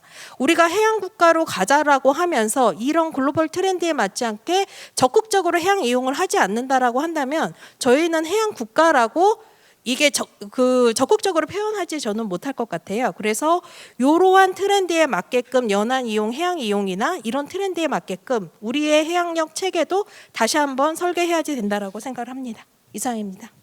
네, 감사합니다. 퍼스트 라운드가 끝났는데요.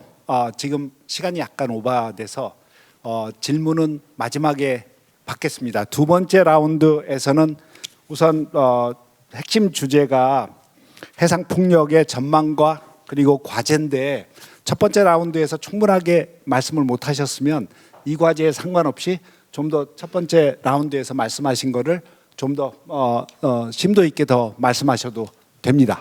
그러면 첫 번째 우리 김송환 교수님께서 말씀해 주시겠습니다. 네, 앞서 발언했던 거랑 좀 이어지는 얘기인데요.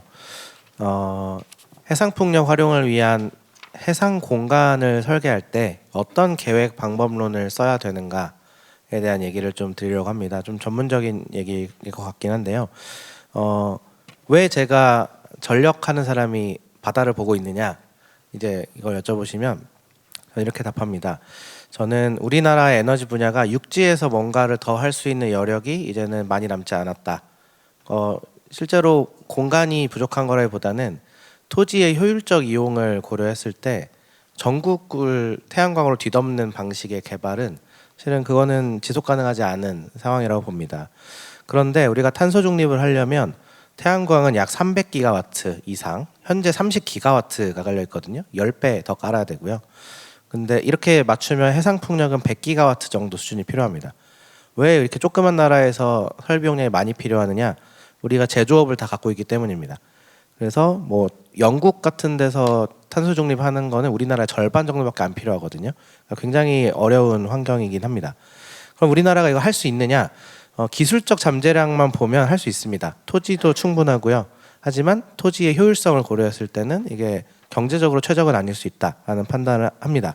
그리고 추가적으로 육지 송전망이 잘 건설이 돼야 태양광 300기가와트를 깔 수가 있는데 이게 현실적으로 쉽지 않습니다. 아까 해양도 갈등의 공간이라고 하셨지만 육지는 더 심한 갈등의 공간이고 이 갈등은 정말 표면화되어 있는 상태라고 저는 보거든요.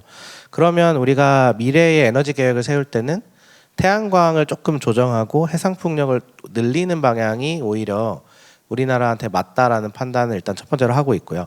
개인적인 판단입니다. 두 번째로는 부가가치 그리고 산업 성장의 관점에서 태양광 산업에 우리가 먹을 게 더 남았느냐, 해상 풍력 산업에 먹을 게 있느냐라는 관점에서 봤을 때도 바다로 나가는 게 맞다라는 판단을 하고 있습니다. 왜냐하면 우리나라는 해적 케이블이 거의 세계 최고 수준이고 해상 변전소 기술, 조선 기술 이런 것도 다 세계 최고 수준입니다. 이런 것들 살릴 수 있는 산업, 후방 산업들이 필요한 건데요. 근데 이제 해상 풍력을 이용하면 그럼 과연 100기가와트 정도 할 수 있느냐? 할 수 있다라고 말씀드렸고요. 심지어 원해의 부유식 해상 풍력, 최근에 그 울산 앞바다의 반딧불이 해상 풍력이 실제로 입찰을 시도하면서 먼 기술이었던 걸로 느껴졌던 기술이 가시권에 들어왔습니다. 한 28년, 29년이면 뭔가가 이렇게 들어올 수 있는 사업이 됐고요.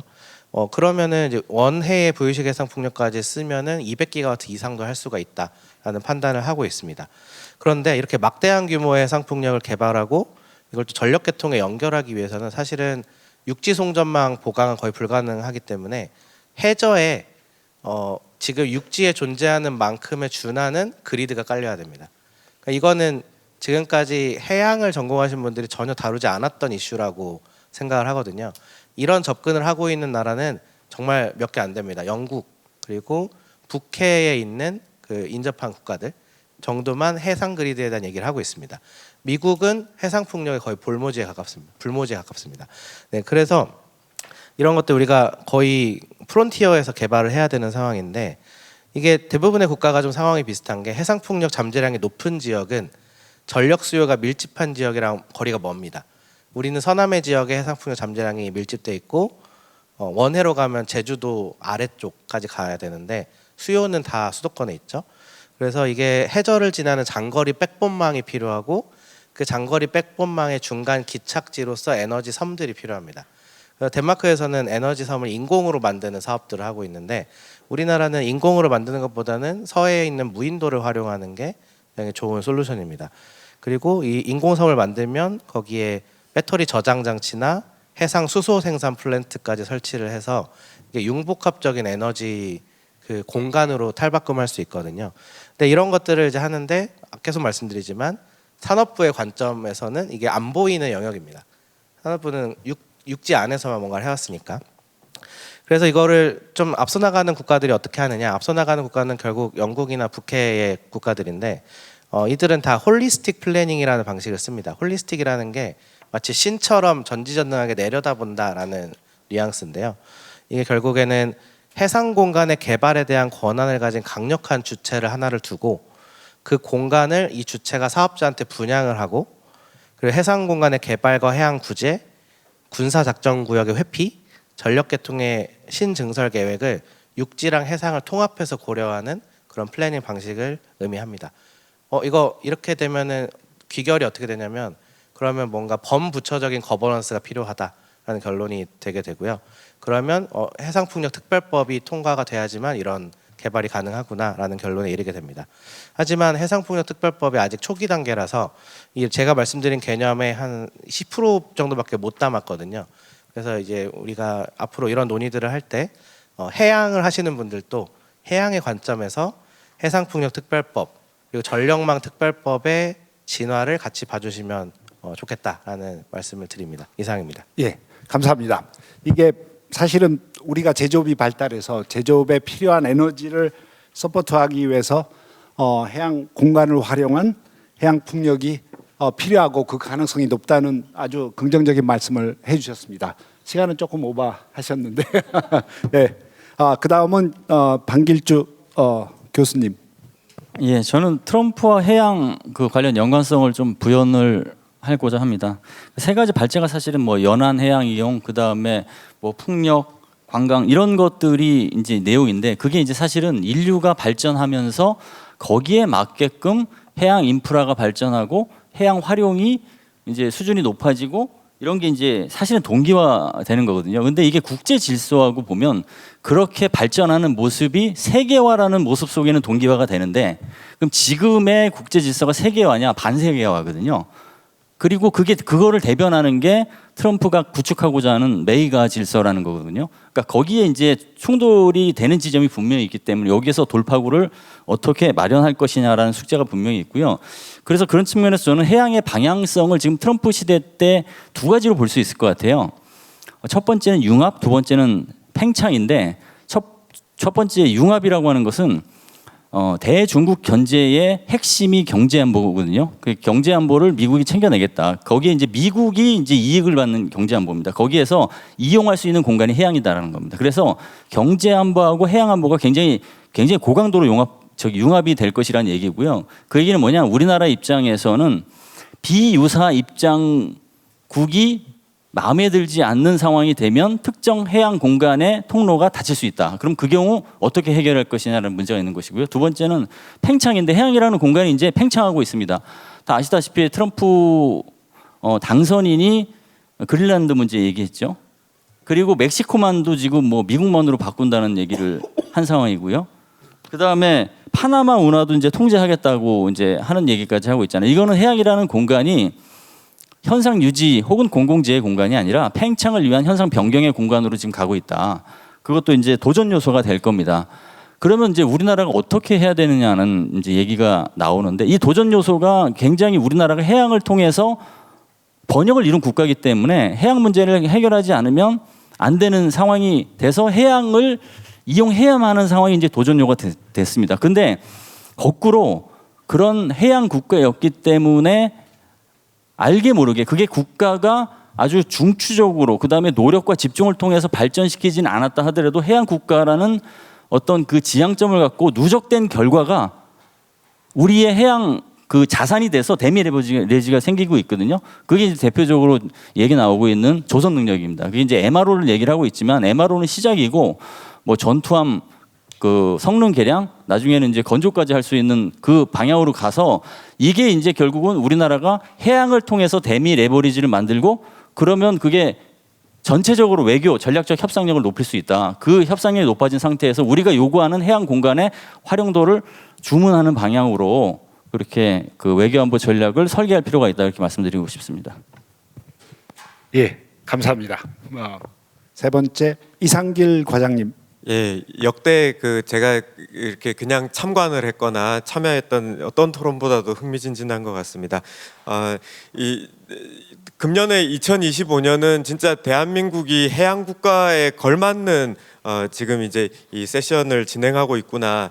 그래서 저희가 오늘 그 참석해주신 우리 그 이 패널 분들께 좀 당부를 드리고 싶습니다.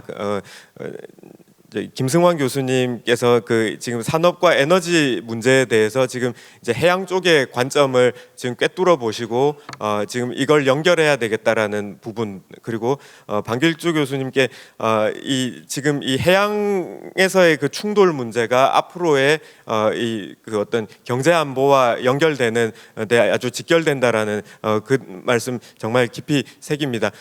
그 한편으로 제가 이 질문과 함께 좀 앞으로 이런 의견 개진과 또 토론이 일어났으면 좋겠는데 제가 트럼프가 이야기하는 한국 조선에 대한 이야기 잘못하면 이건 블러핑일 수도 있다라는 좀 생각이 드는 것이 미국은 1920년에 존스 액트라는 법을 통해 가지고 그 국적선 그러니까 그거는 미국 내에서 미국의 조선소에서 건조돼야 되고 미국인이 소유한 회사가 소유해야 되고 미국인이 그 선원으로 운영하는 배여야만 미국 항만 내를 다닐 수 있습니다. 그것은 곧 미국 내항선과 군함들에 다 적용이 되는 이야기인데 이 MRO의 문제는 수리는 모르겠습니다만은 어떤 이 한국 조선소에서 건조를 한다라는 거는 미국의 아주 대표적인 대못 규제에 걸려 있거든요. 이 부분은 지난 110년 동안 깨진 적이 없는 규제이기 때문에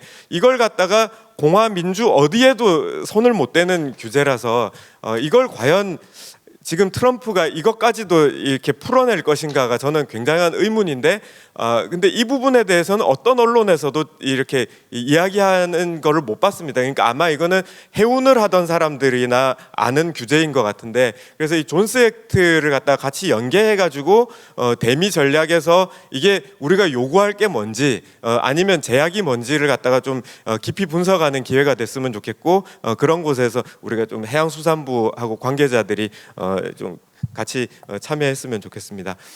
그리고 우리 그 국토연구원 또 국토정책과하고 해양정책과하고 협력할 생각을 여태 못 해봤구나. 제가 당장 가가지고 같이 한번 좀 협력 테이블을 만들어 보겠습니다. 감사합니다.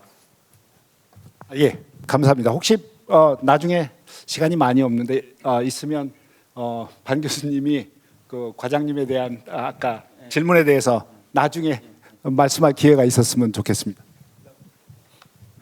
네, 저는 결이 좀 다르긴 한데 아까 이제 바다를 바라보는 좀 새로운 시각의 측면에서 바다를 우리가 그동안 굉장히 기능적인 측면에서 봤다면 유희적인 가치도 충분히 있다는 거죠.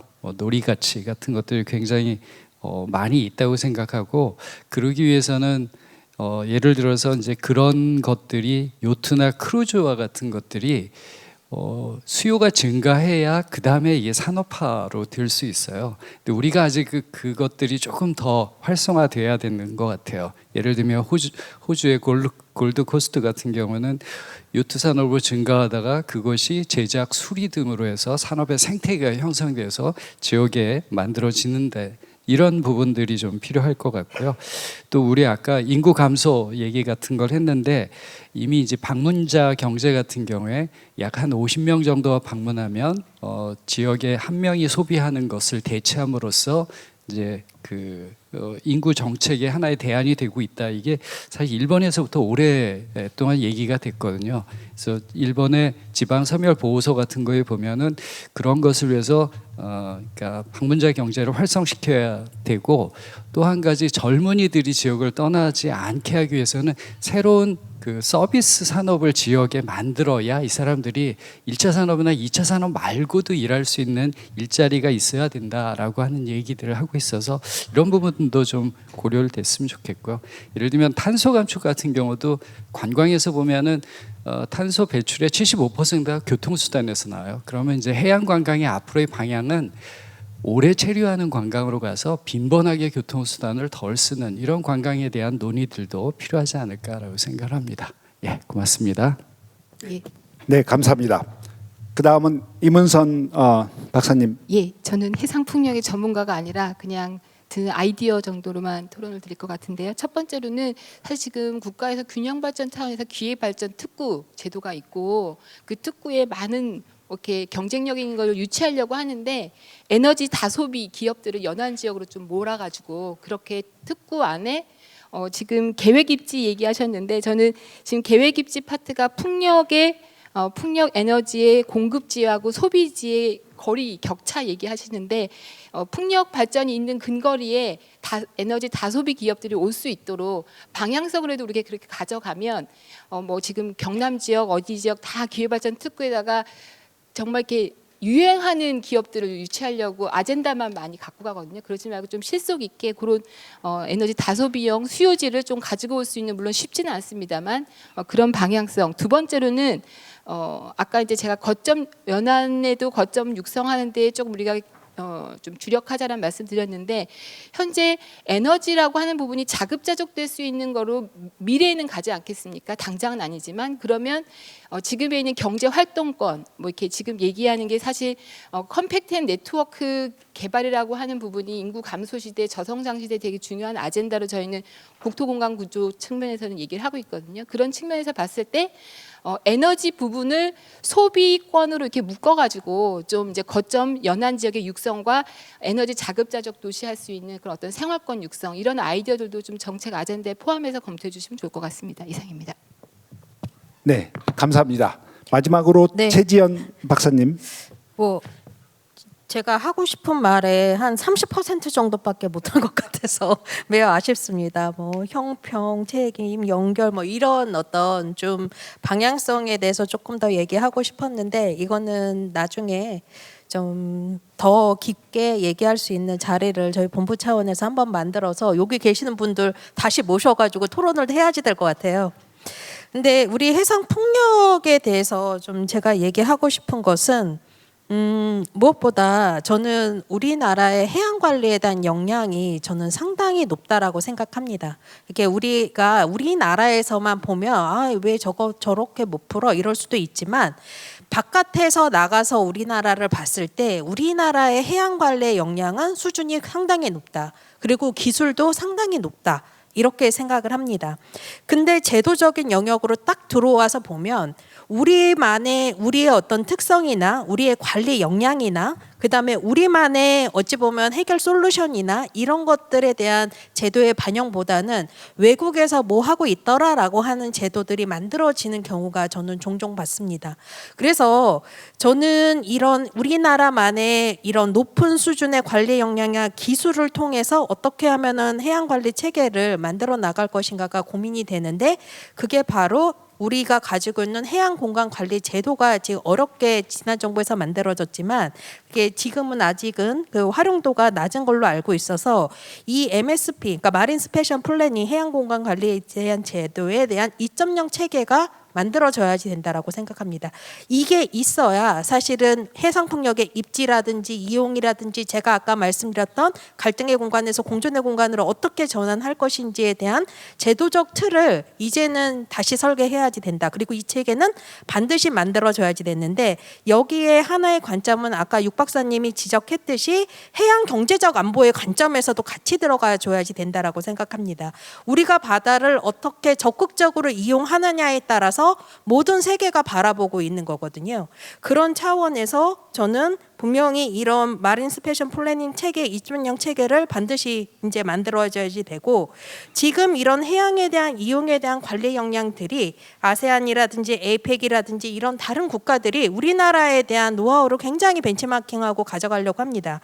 그래서 이러한 이 트럼프 시대에 아까 전에 이런 해양을 통한 여러 가지 국제 질서가 어지러운 시절에 이러한 제도나 이러한 이니셔티브를 통해서 어떻게 해양의 다자 협력, 해양에 대한 다자적인 거버넌스 체계까지 같이 연결돼서 갈 수 있느냐를 고민해야 우리가 진정한 해양 국가로 나가는 그 발판이 되리라고 생각을 합니다. 이상입니다. 네, 감사합니다. 두 번째 토론은 왼쪽에 계신 분들이 빨리 끝내줘가지고 다행입니다. 그리고 플로우에서 질문을 받기 전에 조금 전에 굉장히 중요한 질문을 의견을 제시해준 이상길 과장님 의견에 대한 반 교수님의 설명을 좀 간략하게 해주시면 감사하겠습니다. 예, 과장님께서 좋은 지적해 주셨고요. 그게 이제 넘어야 될 허들이죠. 근데 허들 전에 할 수 있는 게 있죠. 좀 이제 MRO가 지금 추진되는 게 있고, 그다음에 이제 현지 조선소 인수해서 할 수 있는 거, 필리 조선소 지금 사실 인수했잖아요. 그것을 하면서 결국은 궁극적으로는 존스법을 바꾸는 여러 가지 노력을 이제 해야 되는 거죠. 근데 이걸 두 가지로 볼 수 있을 것 같아요. 첫 번째는 여건, 두 번째는 수단. 저는 이렇게 봅니다. 여건은 지난 100년을 놓고 봤을 때 가장 성숙한 기간이다, 지금이. 왜냐하면 첫 번째, 이 외국의 도움을 받더라도 중국을 견제할 수 있는 해양력을 복원해야 된다라는 게 초당적인 인식입니다. 미국에서 초당적인 인식은 트럼프가 정치를 하면서부터 약간 달라졌는데, 민주당과 공화당의 초당이 있고요. 전통적인 공화당이 아니라 약간 이단한적인 그 공화당이 트럼프이기 때문에 거기 초당적 지지는 다른데, 트럼프 2기 행정부가 1년 전부터, 최근에 6개월 전부터는 좀 더 강해졌습니다. 제가 그 트럼프 팀 만나면서 1년 동안 계속 여러 가지 변화 과정을 추적하면서 들었는데, 트럼프 2기 행정부 팀도 완전히 동기화되는 초당적 지지입니다. 그건 행정부에서 추진한다는 얘기죠. 그리고 그게 그런 모멘텀을 살려서 Ships for America 액트를 만든 것이고요. 그러니까 초당적 협력이 가능한 몇 안 되는 상황 중에 굉장히 임팩트가 있다는 게 첫 번째고, 두 번째는 한 100여 년 동안 못 바꾼 법인데 어떻게 되냐? 맞는데 미국이 반성을 하기 시작했습니다. 이 법 때문에 미국의 해양력, 특히 해군력을 제대로 갖출 수 없어서 중국의 공격을 허용하고 말았다. 다시 해양 통제를 위해서는 이 법을 바꿔서라도 그 제외치를 찾아야 된다, 이런 인식이 있습니다. 그게 첫 번째, 이제 여건 측면에서는 성숙된 거고요. 수단적인 측면에서도 사실은 지금 1월 20일 이제 출범하게 될 2기 트럼프 2기 행정부는 역대급 수단을 갖고 있습니다. 입법, 사법, 행정을 다 사실은 트럼프 행정부에서 통제를 하기 때문에 법을 바꾼다고 하면 과거와는 훨씬 더 수월한 방법으로 바꿀 수 있기 때문에 여건이 성숙됐고 수단은 역대급이다, 그렇게 볼 수 있겠습니다. 네, 감사합니다. 어마어마한 변화가 향후 4년간 있을 것 같습니다. 그러면 우리가 시간은 거의 5시 다 됐는데요. 혹시 오늘 참가하신 분 중에서 한 두 분 정도 받겠습니다. 그 질문하실 때 구체적으로 여기 패널을 선정해서 질문하시는 것이 훨씬 좋습니다. 저 과장님한테 좀 말씀 좀 드리겠습니다. 저는 이제 페노션 특선 영업 본부장 맡고 있는 최성호라고 합니다. 최근에 이제 해상 폭력 관련해 가지고 설치선 관련 이슈들이 많이 나오는데요. 이 설치선 부분들을 저희들이 카보타지 룰을 적용하고 있습니다. 근데 이제 저는 이제 설치선 자체가 카보타지 룰이 적용이 돼야 되는 게 맞느냐? 사실 그런 부분에서 가지고 상당히 의문을 많이 가지고 있습니다. 분명히 이제 우리 영해에 들어와 가지고 작업을 하기 때문에 뭐 작업 안정성이라든지 환경의 안정성이라든지 환경 보호라든지 그런 부분들은 저희들이 이제 뭐 충분히 이해를 하는데, 근데 실질적으로 카보타지 룰이 이제 가장 1번이 국내 산업 보호입니다. 근데 국내 산업을 보호한다는 측면에서 이 카보타지 룰을 적용했을 때 보호해야 되는 업체가 있느냐? 사실 이제 내항 업체 중에 한 5천억 투자해 가지고 이런 사업을 할 회사들이 있느냐? 국내 산업을 보호할 수 있느냐? 그런 측면에서 가장 이제 의문이 좀 들고요. 그다음에 두 번째로는 해상 풍력을 이제 발전하는 과정에서 뭐 설치선만 필요한 건 아닙니다. 뭐 여러 가지 HTS라든지 CLV, 그다음에 SOV, CTV 여러 가지들이 있는데, 그러면 이제 설치선이 카보타지 룰 적용을 다 받게 돼 버리면은 나머지 선박들도 다 카보타지 룰을 적용받을 수밖에 없습니다. 그리고 이제 저희들도 뭔가 사업을 좀 하려고 하는데 사실 이 카보타지 룰 자체 때문에 여러 가지 난관들이 많습니다. 이런 부분들에 대해 가지고 좀 분명히 이제 작업선들이 들어와 가지고 관리돼야 되고 뭐 분명히 컨트롤이 돼야 된다는 부분을 인정을 하는데, 이 부분을 이제 카보타지 이외의 다른 방식으로 저희들이 통제할 수 있는 방안들이 없는지 그런 부분들에 대해서 조금 이제 연구를 좀 하시고 정책적으로 이제 뭐 입법 좀 해주셨으면 하는 그런 바람입니다. 예, 감사합니다. 아주 또 시의적절한 좋은 질문 주셔서요. 일단은 저는 카보타지를 담당하는 과는 아닙니다. 이제 해운 정책과인데 거기서 고민이 많을 줄을 알고, 이게 이제 각각의 기능별로 또 들어오는 선박마다 검토할 수 있는 문제라기보다는 이건 앞서 말씀드린 대로 그 해상 풍력의 서플라이 체인 전체를 놓고서 좀 국가적으로 고민해야 될 이슈인 것 같습니다. 그래서 이러한 문제 제기가 좀 더 큰 틀로 이루어질 수 있도록 우리가 좀 여러 세력들이 모여가지고 이건 고민을 해줘야 되겠다. 제가 지난 몇 년간 미국에서 근무를 했었는데, 미국에서도 바이든 행정부가 2030년까지 빵에서 30기가와트 해상 풍력을 설치하겠다고 하면서 전 국가적인 역량을 투입을 하는데도 카보타지를 안 풀더라고요. 그래서 미국의 이 설치선들이 들어오는 거에 캐나다 항만을 기항을 해가지고 현장에 설치하고 또 캐나다로 돌아가야 되는 이런 방식을 하는 거를 볼 때 참 카보타지는 이거 어려운 거다. 이게 곧 존스 액트하고 연결이 됩니다. 그러니까 참 이 존스 액트는 정말 우리가 지금 2025년에 한번 깊게 고민해봐야 될 시점인 것 같습니다. 감사합니다. 감사합니다. 한 분만 더 받겠습니다. 질문은 좀 짧게 해주시면 감사하겠습니다. 질문은. 예, 저는 김현빈이라고 합니다. 해양수산부에서 정년 퇴직을 했고요. 주일한국대사관에 해양수산관을 했습니다. 아까 우리 이문선 박사님이 말씀하셨고 또 정지호 실장님께서 발표를 하셨는데요. 해양 연안 데이터가 축적이 굉장히 중요하다 말씀하셨습니다. 굉장히 동감합니다. 제가 1998년도에 해양수산부 기획예산에 있을 때 연안 지역의 통계를 찾으려고 했는데 없었습니다. 그래서 제가 직접 그걸 다 만들었는데, 그때 이제 연안 지역의 인구, 면적, 그다음에 도시수 그런 걸 만들었는데 오늘 보니까 이제 통계가 많이 있는 것 같습니다. 근데 그 통계를 좀 더 정치하게, 예를 들어서 연안 지역의 생산력이라든지 GDP라든지 그다음에 또 그런 데이터를 좀 더 정밀하게 보완해서 국토계획과 해양계획이 연계가 될 수 있도록 KMI에서 좀 더 노력을 해 주셨으면 감사하겠습니다. 네, 감사합니다. 예. 네. 사실 데이터 기반의 공간 관리나 정책은 이제는 필수적인 요건이 됐고 연안 지역에 대한 데이터 축적과 활용은 저희가 충분히 활용을 하고 있습니다. 근데 문제는 아직까지 이 활용이 널리 퍼지지 못한 것 같아요. 그래서 지금 플랫폼을 만들고 있고 그 플랫폼 하에서 국민들이 자유롭게 그 데이터를 가지고 활용할 수 있는 체계를 만들고 있으니까 그 부분은 한 30일만 기다려 주시면 될 것 같아요. 네. 예, 감사합니다. 지금 5분 지나가지고요. 여기서 토론을 세션을 끝내기로 하겠습니다. 우선 끝내기 전에 통찰력 있는 의견을 주신 6분의 패널에 뜨거운 감사의 박수를 주시면 감사하겠습니다. 그리고 장시간 해양 세션에 자리를 지켜주신 참가자 모든 분들께 감사드립니다. 감사합니다. 네, 토론을 열심히 진행해 주신 좌장 교수님께도 박수 부탁드립니다. 네, 토론 감사드립니다. 네, 이상으로 종합 토론을 마치도록 하겠습니다.